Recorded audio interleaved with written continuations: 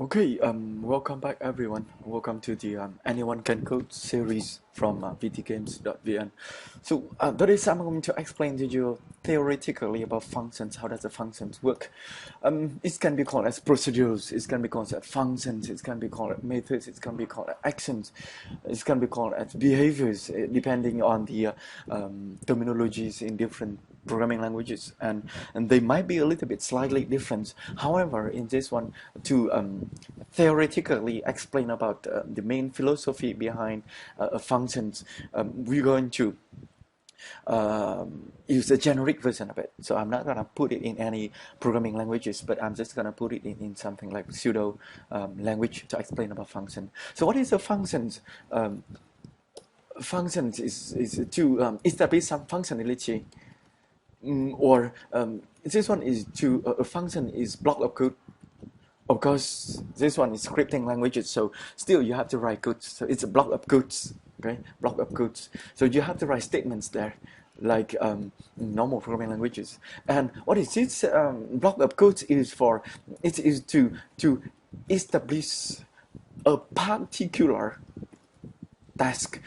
The term which seems like a simple one, which is with particular here, that simple word, but it's very expensive word, and it's very like a must-have word in the definition of the function. Why? Because for better use of function later on, its purpose is for reusability. For higher chance of reusability, a function should always do one and only one task. Okay, that's why that task is called a particular task. Okay, and then this one is to easily establish and what is this advantage of the function for? What is the advantage of the function? So if you have a good functions and it's only establish one particular task, it's very high chance that your function gonna be reusability.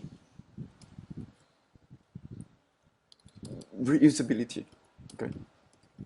For code reusability, it's going to be reusable in many different places, because if you write a block of code and you name it with names, and then in different places you're going to need to do the same task here. You, instead of writing all of these lines of code again, you just simply need to just write a name of the function to call that functions. Okay, and also is for legibility of your program. Okay, of your program.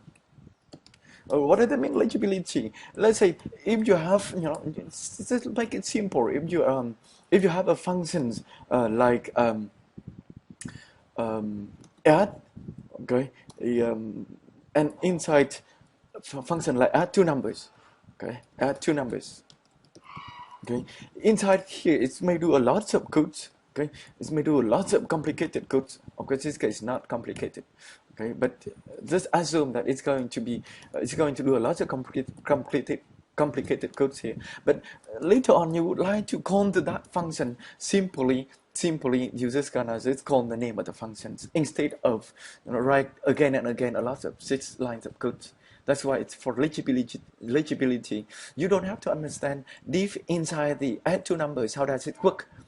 But you can just know add two numbers means it's help you to add two numbers there. So your code won't be very legible. Besides legibility, reusability, legibility, it also is for maintenance. What that means is for maintenance, because if you use function in many different places, and if you would like to change the behavior of the function a little bit, you only change the behavior in the function definition. In other places, it won't be called automatically. Okay, but if you code the same task in every places, and if you want to change the task, then you have to change in all the places as well. There will be a lot more use of the function, but let's just see generally in any kinds of programming. How do we define a function? Normally, the function is going to have something like this. It's going to be different from how do we write in each programming. But that is at the point that I come to the specific programming I'm going to show you. So now, generally, all of the functions will have the first type is the return type. The first thing is start with return type. Okay, this one is a data type that after functions doing some task for you, it may return something. Okay, it may return something. Let's say after adding two number, you're going to return an integer. Okay, that is the example. Or in several of the other case, after doing some tasks, it's not return any values. Let's say in that case you're going to do void, and that case let us give an example to greet. Okay, let's say we make a method greet, and this method greet, it's just gonna show some messages online on the screen, and it's not returning any values. Okay, it's different from the add. When you add, you're going to return some values as a result of the add methods. Okay, that is the return, and after return type, you're going to have the function name. This one is the one here. You have to name your blocks of code so that you can call them, means you can use them in different places. Okay, you have to have a name, just like parents give you a name so that we can call you. Otherwise it's difficult to spot you, it's difficult to call you. Okay, so that one is what it means of function names. Then function name is the same, the way we give function name is the same way that we give the method names. And if you don't know the naming convention of giving the method name, please watch my video in the section for variables and data types. So it's not going to waste of our time to write about function name again. Then after that, you're going to specify the open normally. Okay, normally you're going to specify open close parenthesis, and this open and close parenthesis, inside here you're going to specify the list of parameter, list of parameters. Okay, list of parameters, or this one is separated by comma or nothing. Okay, so you may need to specify list of parameters for the function to do something. What does that mean, list of parameters here? Okay, when you add a computer to add, then it's very simple and logical. You can say add what, what do you want to add? See, so you tell the computer what to do, but then you need to give it sufficient information, sufficient input, so it's gonna be able to complete the task. So, and in order to, let's say inside kind of add, I'm gonna say that you're going to add an integer x with another integer y. Okay, and what does it mean? Add integer x and a y, and why do you specify them? Probably you already look at this one, you already feel familiar. We are declaring two variables here, int x and int y. And why do we declare the variables? Why are we using variables but not values over here? Let's say, why don't we use like add 1 and 2? We are defining the function. If you give the function that adding 1 and 2, and then all the times the function is very trivial, it's not very useful, because it can only do of the adding 1 and 2. It's not flexible enough. So you are specifying them as parameters. So you can, and that parameters can store values, variables, and that variables can store any values. And when they store different values, the method will do different adding for you, so it will be more useful. And again, these two variables is used to receive user input, and these two are variables only available within this add method for you to use. Outside of this add method, you cannot use them.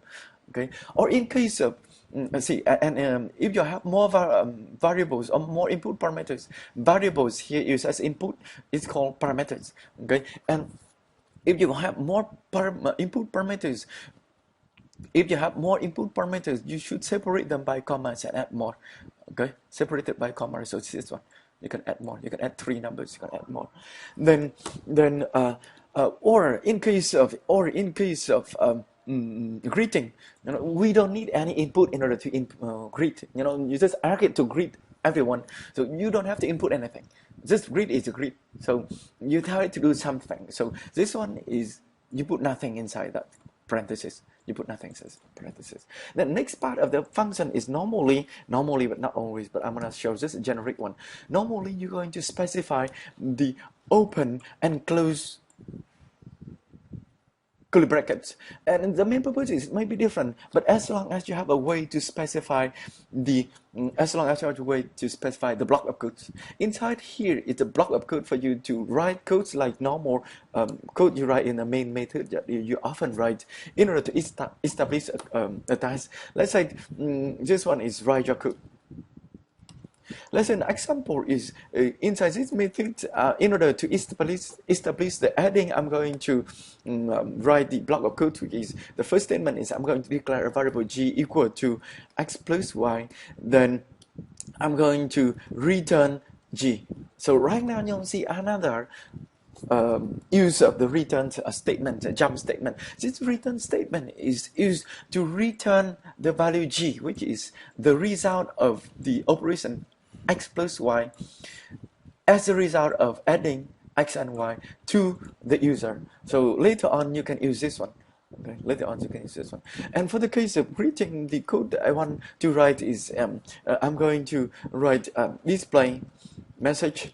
Okay, I'm going to display the message is welcome to anyone can code series from vtgames.vn.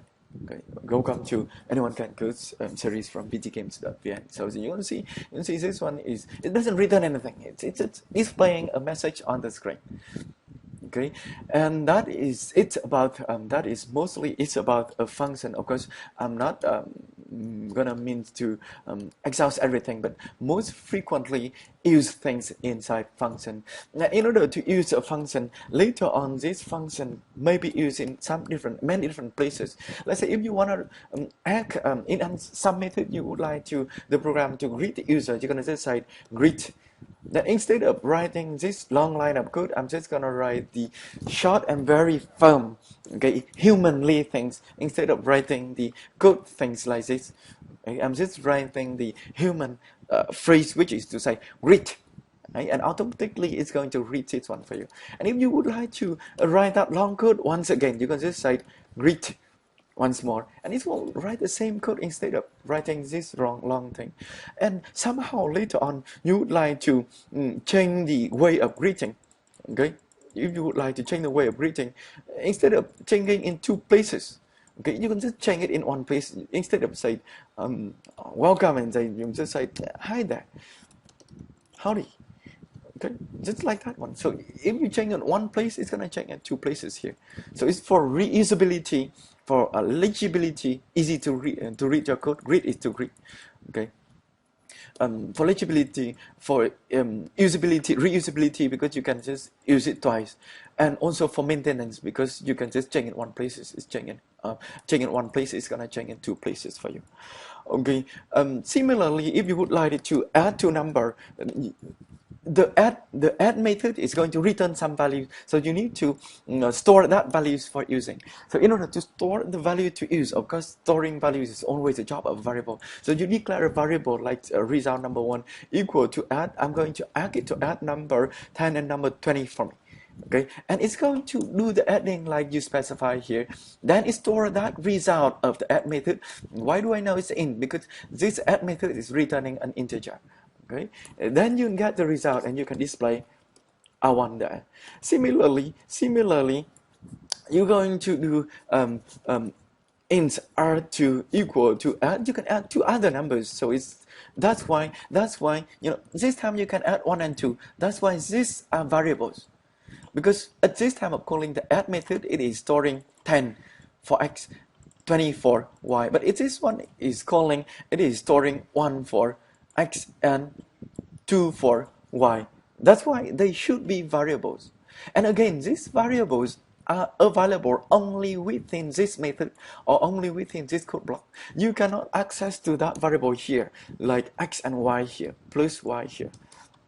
It's not possible. Okay, this one is not possible because that variables, input variable is only available within the block of codes of this method. Okay, so when you see from here as well, the add methods is reusability, legibility, and if you would like to change this code, change it one time. It's working mostly on the other places too. Okay, mostly on the other places too.